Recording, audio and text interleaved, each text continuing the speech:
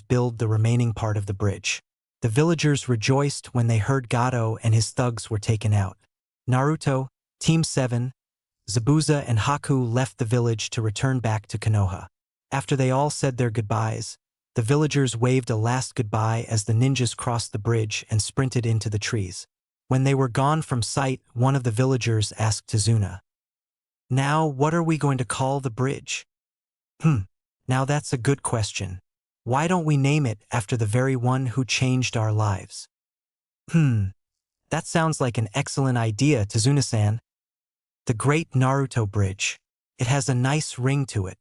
The way home was rather interesting as the 6 shinobi made their way to Kanehagakure no Sato. Every once in a while, a huge man with a gigantic cleaver would chase around a bunch of genin with a blonde boy in the back, nonchalantly reading a small orange book as chaos ensued around him. At the moment, the group was jumping through the trees in an orderly fashion. They didn't want to enter Konoha in complete disarray. "Hey, Inari boy. I told you already, quit calling me that. Not many people know my name in Konoha. It's a shame your name hold a lot of power behind it. So much reputation held by a 12-year-old. Is there something wrong with my age, Zabuza-san? I'm surprised, that's all. Whatever. Now, I'm gonna go over some protocol before we enter. Everyone, halt." Everyone jumped to a clearing and Naruto walked up to the group. "All right, at the moment we are holding 2 very dangerous nuke-nin. Though my name is not as notorious in Konoha, Zabuza's name is gonna bring the ANBU like moths to fire. Sadly, we can't have you two just nonchalantly walking behind us as we go to the Hokage. Are you saying we've got to go in as Prizo Dash? Just some chakra ropes. We'll take you through the less populated way, to avoid confrontation with some, haters. It's only temporary, right? I'm not walking into a trap. We made a deal. Calm down, Zabuza. I'm not leading you into a trap. I'm just not too sure on the reactions of ANBU and some of the other jonin." "Fine, but what about Haku? I guess he can come in, normally. I'm jounin, so I have clearance to bring people past the gate without formal papers, I guess. Being Hokage's son also has perks." Naruto hummed as he got out chakra binding ropes from his bag. He wrapped them around Zabuza's hands, then made a hand seal. The chakra reacted and started glowing blue. "It might make you a bit exhausted, but nothing the great Kirigakure no Kijin can't handle. I'll be taking your sword as well. Prisoner and bounty protocol." Zabuza sighed heavily. "It's not like I can argue anymore. You binded my chakra." Naruto chuckled a bit as he took the big Kubikirabocho and sealed it in a scroll. "Okay, let's go." Naruto leads Zabuza to the gates, followed by the 4 genin. Haku's assumed rank to avoid attention. They took a formation and approached the gates. 2 of the Chunin guards sat up from their lethargic lounging. Oi. "Namikaze, you're back, Aoria. Is that who I think it is?"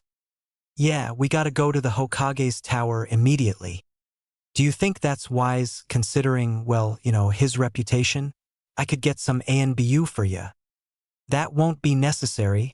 I'll accompany Naruto.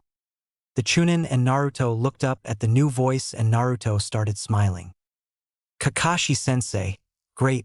Well, you heard him, Kakashi will escort us. He's ex-ANBU anyways. Naruto, how do you get that information? My ANBU affiliation shouldn't be that well known. Hokages sont Baka Kakashi. Che, dambe blonde. Hey, I heard that.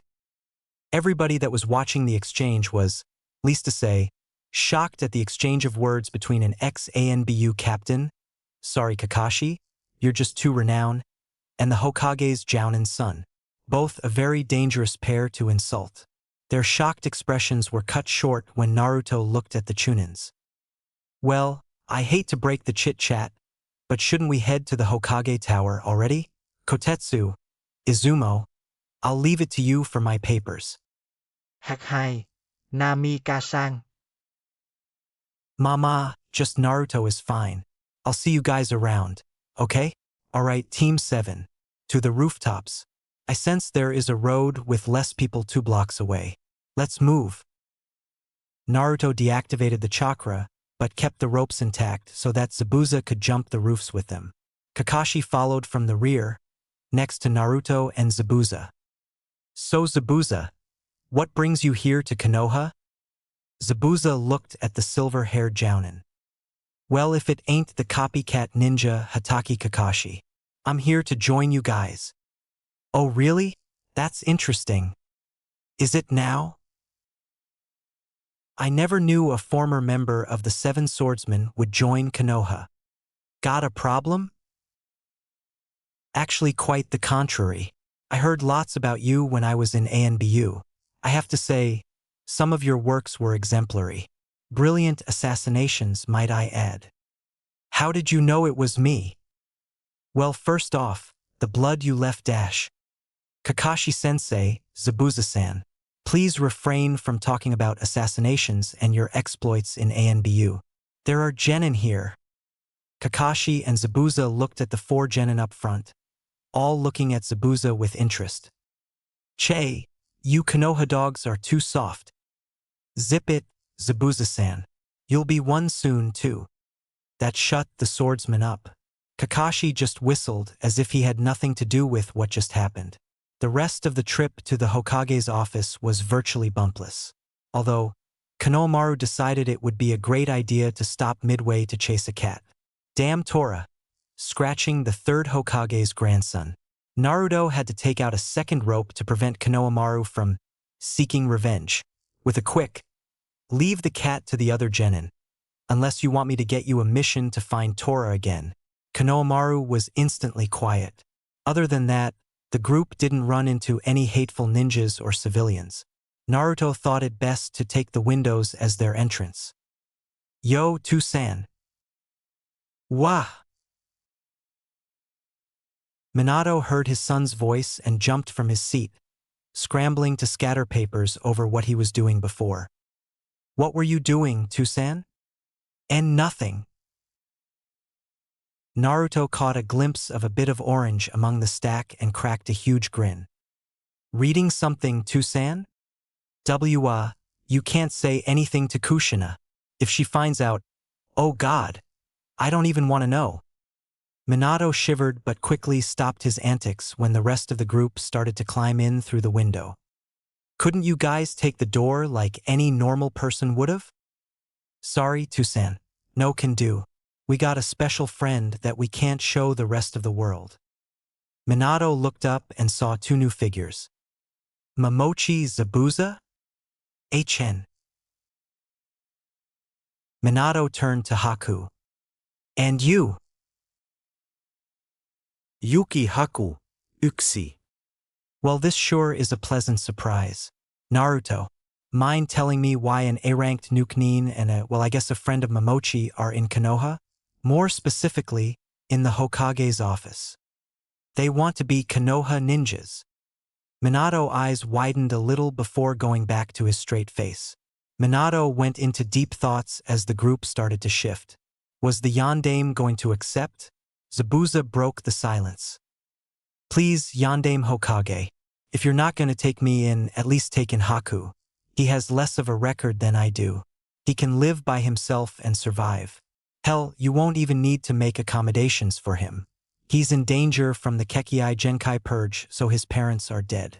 I can sign papers for him living on his own dash. That won't be necessary. Zabuza shocked himself when he had cringed back from what the Hokage said. They weren't going to accept Haku at the least? It won't be necessary because you can be here too. There was a long silence after what Minato said. Minato still had a smile on his face as he rested his head on his elbow. Zabuza looked down before bowing. Thank you so much, Yandame Hokage-sama. No need for the formalities. Now, where are we going to put Kirigakure no Kijin? Tusan, I was thinking of giving him ANBU. No one will know it's him, well, except the sword. And it has good pay to support him and Haku. You thought this through, didn't you, Naruto? ANBU are in high risk of death. Him taking care of Haku at the time may be a bit, well, you know. With all respect, Hokage-sama, I don't die easily. Minato chuckled. I guess so. Then what shall we do with Haku-kun here? Naruto spoke up again. He's got a Kekkei Genkai, very adept with it too. But I'm afraid the council will put him through the Kekkei Genkai and Clan Revival Act. Maybe not ANBU, but preferably a Tokubetsu in some department. We'll get him some dash. I want to teach. Everyone looked at Haku in shock. His little outburst caused him to shrink back a little as he saw all the stares he got. I would like to become an academy teacher, please. I'm good with kids. Konohamaru started laughing. And here I thought expressionless people couldn't love kids. Sakura whacked Konohamaru across the head, which was followed by Naruto's own whack to Konohamaru's head. Minato looked at Haku and smiled. I'm sure we can arrange something. What level are you? Naruto cut in. I'd say he's around Haichunin. I fought him myself, so I can vouch for it. He's more than qualified to teach. Minato couldn't help but chuckle. Well, this is gonna take a lot of paperwork. Minato snapped his fingers and an ANBU flashed to his side. Get me my secretary. Hi. A few moments later, a woman came in. Hokage-sama, you called? Ah yes, Sayuri. Could you get me 2 citizenship forms? 1 Umbu promotion form, 1 Chunin promotion form. Minato droned on with the list of papers he needed. Konohamaru practically dropped to the floor in boredom. Kakashi leaned against a wall, reading his orange book. Sasuke stood quietly next to Kakashi. Sakura dragged Konohamaru next to Kakashi and Sasuke. Naruto waited patiently at the center next to Zabuza and Haku, one who was now free of ropes. Minato finished his list and Sayuri rushed out of the room, chanting the list under her breath. Minato chuckled, grabbing everyone's attention. What to do now? We have 2 new powerful allies. Today has been interesting. I also presume that Team 7's mission went well? I'll be expecting a mission report tomorrow, Naruto. By the way, Kakashi, why are you here? ANBU escorting. These guys didn't want real ANBU, so I stepped in. I see. Well, no matter. Team 7, I'll give you a week's worth of break. Konohamaru jumped in joy. Sakura was shocked at her teammate's actions considering he was practically a zombie 2 seconds ago. Sasuke smirked before heading to the door. Naruto's voice brought the 3 genin back. I'll still be expecting you 3 at Training Ground 7 at 8 o'clock a.m. Come to think of it, do you guys want to go for a celebratory dinner? First, C rank completion. The groans of the genin stopped short when they heard celebratory dinner. Konohamaru started jumping again and whooping at the top of his lungs, only to be whacked again by Sakura. Sasuke returned back to his fellow teammates. Kakashi stared at the group and inwardly smiled. His genin group never got to have their first C-rank completion celebratory dinner. His own student was beating him at being a teacher. So it was true when they say that the next generation will succeed and go beyond the previous generations. Naruto caught Kakashi's nostalgic-looking expression and smiled. Kakashi, do you want to join us? Kakashi snapped his head back up and looked at the 12-year-old. Sure. Do you want to invite the rest of Team 7? Sure. Sounds like a great idea. Naruto turned to Zabuza and Haku, but Minato interrupted him.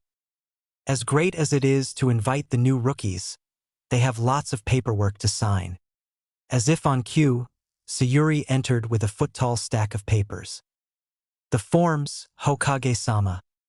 Zabuza paled as Haku nervously chuckled.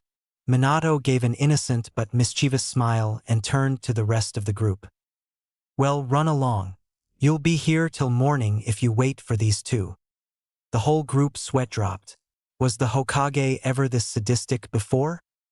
Ray wheeled Reno into the barbecue restaurant, Yakiniku-Q. The two generations of Team 7 gathered at the entrance and waited for a table. The group was waiting a while until they heard a yell from down the street. Kakashi paled. Kids, get inside the restaurant now. But it was too late. Their actions were cut off when there was a yell from behind them. They turned around. They all cringed back when they saw a man in a full-body green spandex suit. If that didn't give the holy shit, this guy is insane sign, then his bowl-cut hair and outrageously demonic eyebrows were sure to make it clear in neon lights. Naruto mumbled under his breath.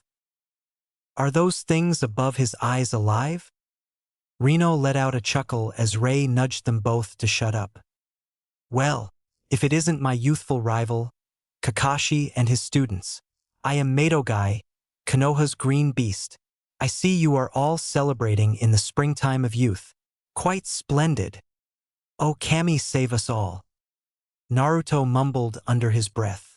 Somehow the rest of Team 7 heard him and started to breathe out a dry chuckle. The group started to back away into the restaurant when suddenly something flashed next to the abominable green creep. Ji-sensei, I have finished the 1000th push-up. Excellent, my dear pupil. But it is unfortunate since I have now done 1050 push UPS. You need to work harder. Yes, Ji-sensei. I will take all your words to heart in the springtime of youth. Next to Guy, there was another green creep that dressed and looked just like him. He was vivaciously taking notes on a notepad he procured out of nowhere. Holy shit! Is this some sort of contagious disease? Is there a vaccine? Naruto mumbled again, backing away. Ray whacked him on the head, to the other genin's dismay. She clenched her teeth and hissed. Shut it, Naruto. Show some respect. The two green-clad weirdos started screaming something about the springtime of youth. Next they know, the two were hugging with some sort of genjutsu that put them in front of a sunset with waves crashing on a cliffside. Everyone was now screaming Kai to get out of the genjutsu that sadly, not even the genjutsu mistress, Kurenai, could get out of. It was useless as the shinobi started to shield their eyes from the horror. Naruto shrank away. This was going to be a long night. Crack.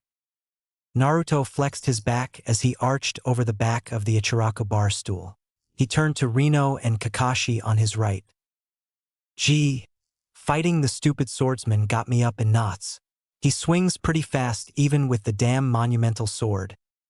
Ma, he is taller and more buff than you, Narushit, or should I say Chibi-Naru. Naruto flashed a glare at Reno, who laughed it off, and Kakashi chuckled at the side. Tucci brought over their orders, handing Reno and Naruto 5 bowls each.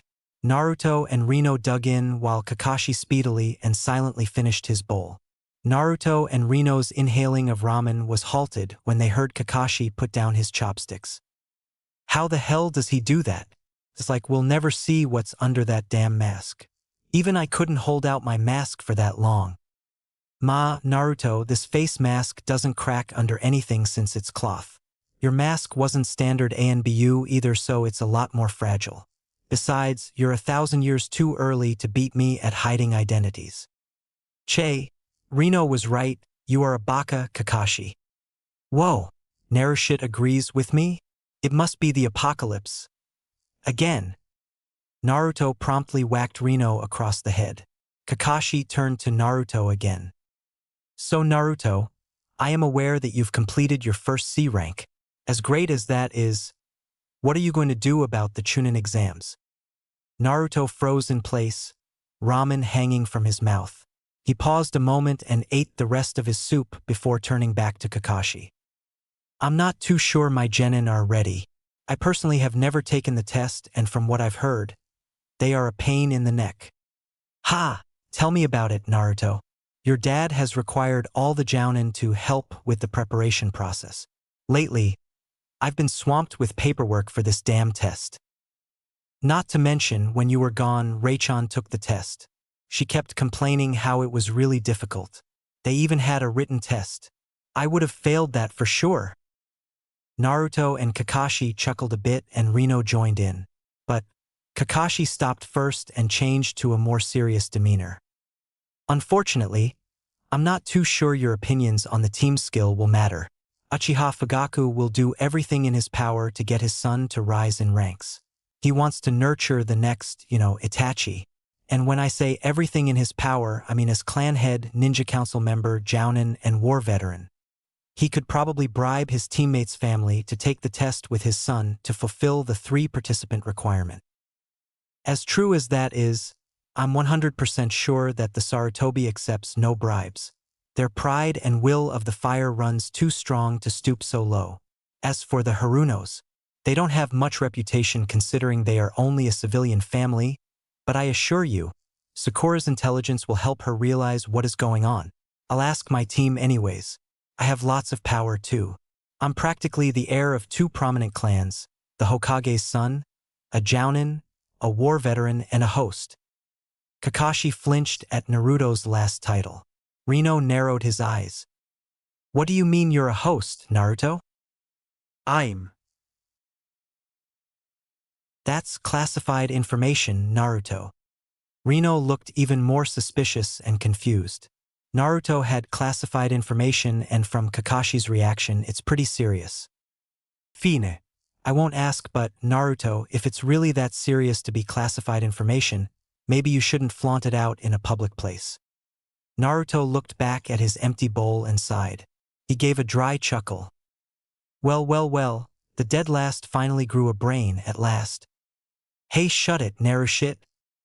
Make me loser. I may not have both arms, but I've been studying one-handed seals, and I can still bend chakra. Come at me with your best shot, loser. The bickering continued as Kakashi sweat dropped and pulled out his orange book. The bickering became a full-out fight as Naruto grabbed Rino and Kakashi and flashed to a training ground to go all out. Kakashi sweat dropped for the umpteenth time as he watched the two fight. Same as ever.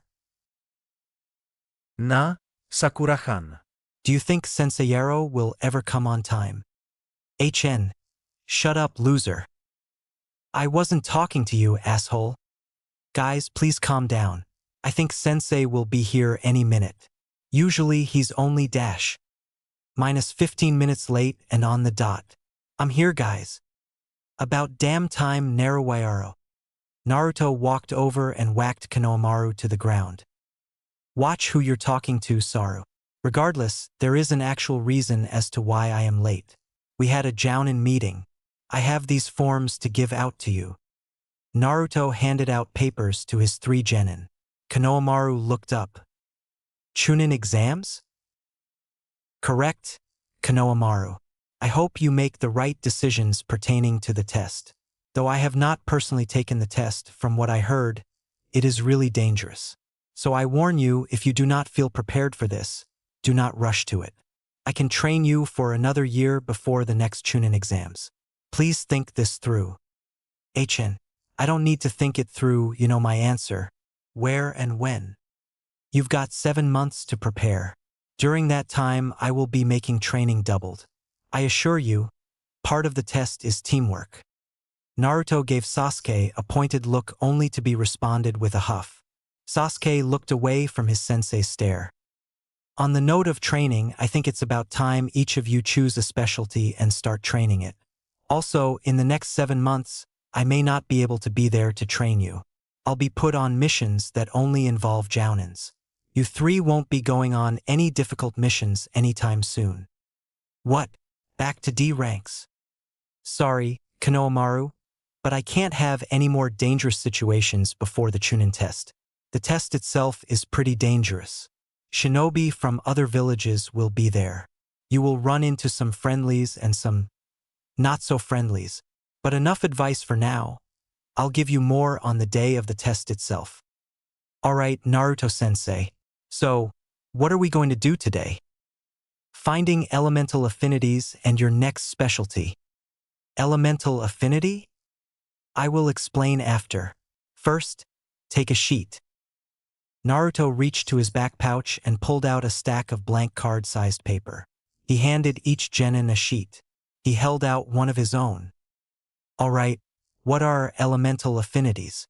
To sum it up, it's like a more complex molding of chakra. You're taking your normal chakra and converting it into something that resembles an element. In this case, there are 5 possible elements that you can get: fire, earth, wind, water, and lighting. As genin, you should only have 1.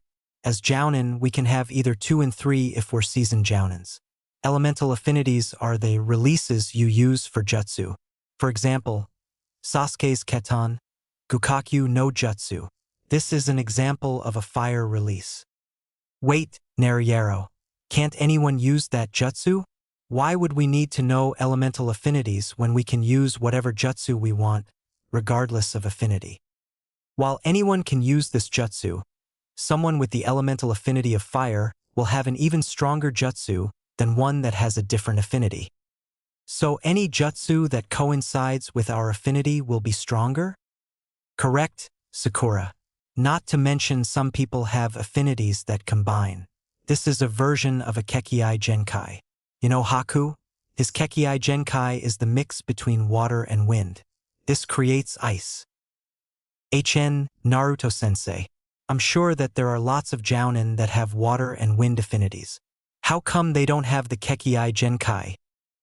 Good question, Sasuke. The answer to that, in simpler terms, is that only Haku's body is compatible with mixing the 2 affinities. If you don't have the body that's compatible with the mix of affinities, you could well blow yourself up. If mixing was possible for anyone, everyone could have Kekii Genkai and it wouldn't be as feared. Then again, Kekii Genkai aren't always a mix of affinities. As you can see, Sasuke's eyes are an example of Kekii Genkai called a Dojutsu, a very powerful one at that. Sasuke instinctively crossed his arms and puffed his chest out, blushing at the compliment. I, too, have a Kekii Genkai that isn't based off of affinities or Dojutsus. You do, sensei? It's not as well known since only 2 people in the world have it. Me and the Hokage. What is it, sensei? It the Hiraishin no Jutsu.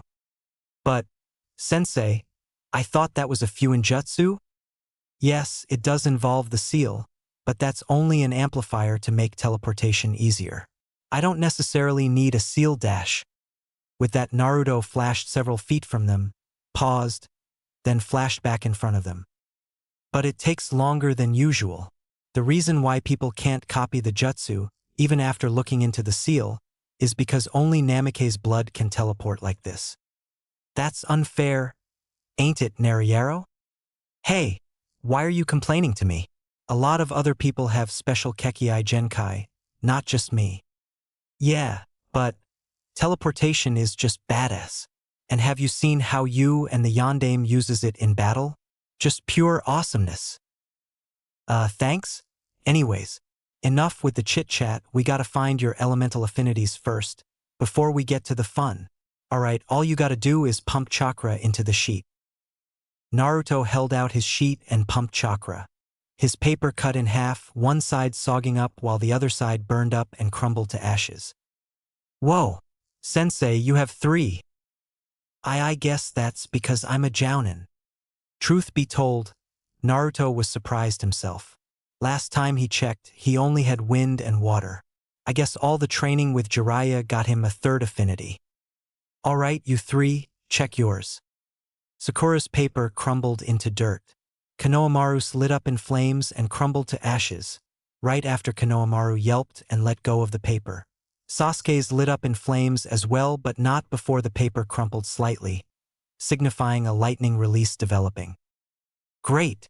I've practically taught you guys a jutsu that matches your affinities. Sasuke will work on developing that second affinity of yours. It's expected that Sarutobi got a fire affinity. As for you Sakura, while I've got some earth jutsus, I can contact a friend that has an affinity like yours to help you. Alright, now that that's out of the way, go to the trees and collect a bunch of leaves and come back. The 3 genin leapt to the trees to collect leaves. Once the genin were out of sight, Naruto formed a bunshin. You know what to do. On it, boss. The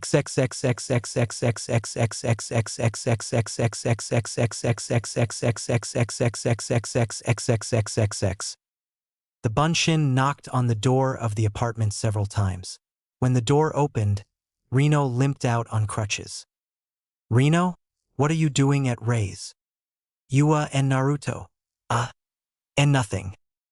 Naruto's eyes narrowed but widened when Rei walked in the living room only in a shirt. Rino-kun, who is it, and Naruto? Well now, clearly, I've interrupted something. I should go. While Rino can't walk that well, that apparently doesn't mean he is immobile, if you catch my drift. Naruto turned to leave. It's fine Naruto, let me get dressed. Rei turned back into the halls, leaving a tomato-red Rino and practically unfazed Naruto. Reading those orange books made Naruto used to these situations in a sense. I see you finally got the girl, Rino. Shut it, Narushit. Don't make this any awkward than it already is. So when did it start? Are you two, like, together or just fuck buddies? If looks could kill, Naruto would have died in about 1,000 ways by now. Rino glared furiously at Naruto. Shut the hell up, Namikaze. Naruto shrugged with a smirk. Rei rushed back out in her normal outfit. Alright, Naruto. Whata need me for? Well, I was hoping you could help my student with Earth Affinity. But, if you've got more important personal matters to attend to, I can always come back later, that is, unless you have more personal matters to attend to again. Naruto chuckled again as he looked at both teammates in front of him. Both so red, steam was coming out. And no, that's fine. I can help. Rino, you can get back with your crutches, right? Yeah. Alright, Naruto, lead the way.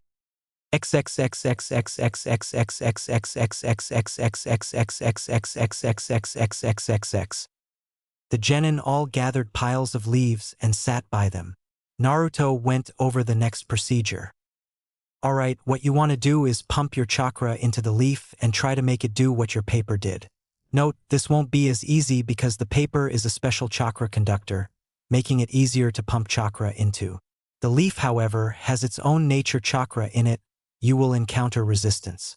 Sakura, your leaf should crumble to dirt as well. Sasuke, yours could light in flames or crumple. Try to get a feel for making the leaves crumple instead of catching a flame. Konohamaru, your leaf should just ignite into flames. Let me give you an example. My affinity is wind, so I'll make it cut in half. Naruto grabbed a leaf, placed it between his palms, and cut the leaf cleanly in half. After doing this so many times with Jiraiya, it was practically like a breeze. Because I have 3, I have to be able to control which affinity I use. So, I can make sure that only one affinity appears on the leaf. Here I was able to suppress the other 2 affinities. I also isolate the other 2. Naruto took 2 more leaves and held them out in each of his hands. One quickly lit up in flames while the other got drenched in water. Naruto had never done this before, so he inwardly let out a sigh as his gamble worked and the 2 affinities worked. It was really difficult to display 2 affinities at the same time. Naruto figured he'd have to train with the genin if he wanted better control over his newfound fire affinity. He'll have to talk to his dad about it too. Alright, get going. If my guess is right, since you are all exceptional, this should take only a few months. What? We don't have time.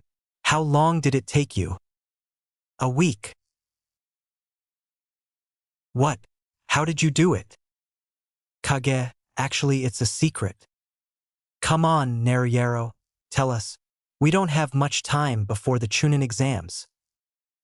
Naruto's eyes narrowed. He could cut the time in half if he taught them a Kage Bunshin jutsu, but they could overexert it and make more than one Bunshin, exhausting themselves. He contemplated the consequences and decided the pros outweighed the cons. Alright, but here's the catch, I have more chakra than Kage. I can make a lot more clones than you all combined and not feel winded. But you three as genin have really small reserves, and so for this Bunshin you can only make 2. Promise me you will only make 2 because any more can but a large strain on yourself. Note it's also an A-rank kinjutsu, which is why it's really dangerous and I'm reluctant to teach it. The 3 genin paused. A kinjutsu? All 3 nodded carefully. Alright, watch carefully. These are the hand seals. If you get really good at it, you can change the seal to only 1, then to none. Naruto flashed through the hand seals, letting the genin copy what he was doing. All 4 said in unison. Kage Bunshin no Jutsu. Sakura got 1 Bunshin while Konohamaru and Sasuke got 2. Naruto produced 1. Sensei Yaro, didn't you say you could make more? How come we have more than you? That's because I can control how many I make. Alright, originals stay here, clones, follow mine. The mass of clones went to the woods, leaving the originals in place. Why did you do that, Sensei? You'll find out. With that, all 3 genin went wide-eyed in shock and fear. They snapped their heads up and looked at their sensei. Sensei. Relax guys, it was genjutsu. When a clone is put under genjutsu, they usually dispel if they're not trained enough. Now, anyone care to tell me what happened? Hn, you told us you'd treat us to lunch if we got the clone exercise down. Then you summoned a katana and charged at us. Right before you placed a genjutsu on us. Sasuke placed his hand on his torso. It was ghost pains. Naruto smiled. Sasuke, what are you feeling right now? Pain that isn't there. It was where you dash. It's where I stabbed your Bunshin. It's the experience of the Bunshin. Care to explain why this is so important? Sakura paused for a second before realizing what it was. The experiences can help us train. Correct, Sakura. How so? The Bunshin can do the same experience as us. The more people that work on the exercise, the higher chance of success. And if one Bunshin find the trick to the exercise, it can disperse, giving you the memories. Correct again, Sakura. Good job. It's just as she says. You will be using Bunshin to cut your training time short. 1 Bunshin can cut it in half, 2 in thirds, 3 in fourths, so on and so forth. The reason I was able to get it in a few days is because I could make 100 without feeling winded. Are you all starting to feel a bit exhausted? You should. It's only natural since this is your first time. Since your Bunshins are all gone, try summoning only 1. The genin all summoned 1, though Konohamaru summoned 2. Sorry Naruto, I don't have enough control. That's fine, it seems you have rather large reserves yourself. I was kinda like you. You should see my normal Bunshin, it puts my rank to shame. The genin's head snapped up at that. What? What's wrong with your Bunshin? Well, since I have too much chakra to control and the normal Bunshin require really small amounts of chakra. I would have never graduated had it not been for the Kage Bunshin. Naruto, what are you doing? Teaching genin a kinjutsu. Naruto turned around to see Rei walking side by side with Naruto's clone. Just helping with training? Naruto scratched the back of his head meekly as Rei let off some killer intent. She went into motherly medic Nin mode. You know they're not prodigies like you. Kage Bunshin puts a lot of stress on the user. They could hurt themselves, mentally exhaust themselves. Think about what you just did. Rei-san? We've already got the jutsu down. Rei looked up to see Sakura. Oh, you've got the Kage Bunshin down. Well, Sakura-san, how's Naruto treating you? Is he teaching you well? Sakura blushed and looked away.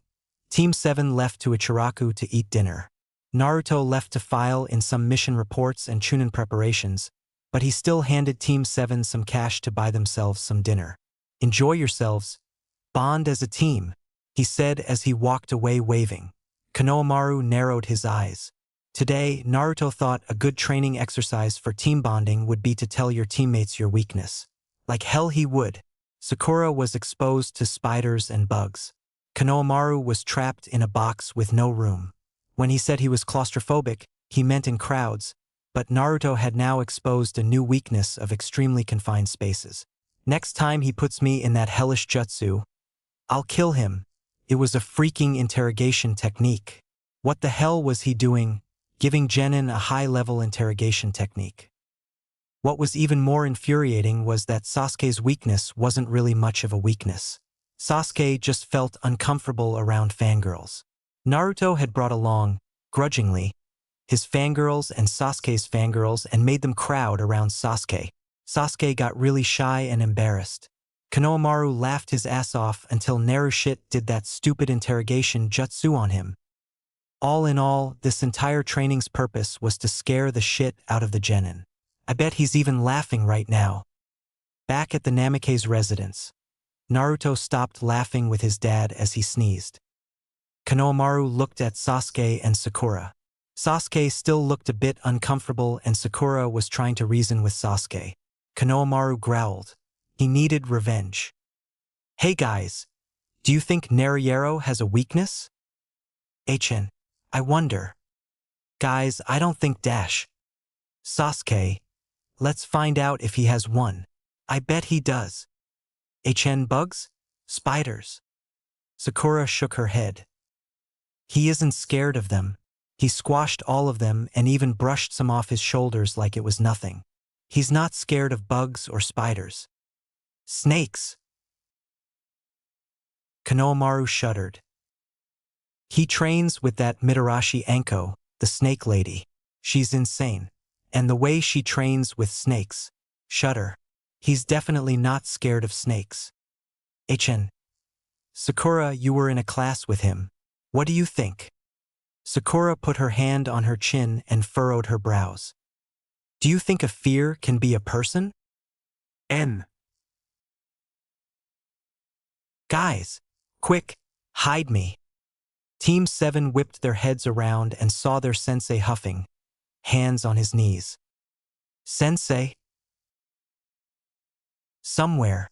Hide me right now." "Oh no, it's too late. If anyone asks, you haven't seen me."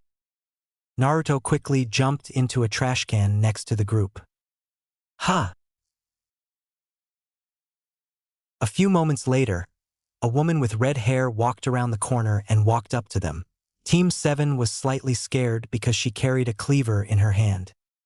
"You guys are Naruto's team, right? Have you seen him?" Team 7 remembered their sensei's request and shook their heads vehemently. Kushina looked at the trash can. She smirked. She pulled on the sweetest smile and with a sickly sweet voice she said, "That's too bad. I'm looking for my son. If you've seen him, tell him if he doesn't come back home in the next 30 seconds, I will personally castrate him." Unfortunately, Naruto couldn't suppress a sneeze, letting a small sound come out of the trash can. Kushina's malicious intent peaked, sending a shiver down the three Genin's spines. Kuku, Naruto-kun. Mitsuke Tavlonka.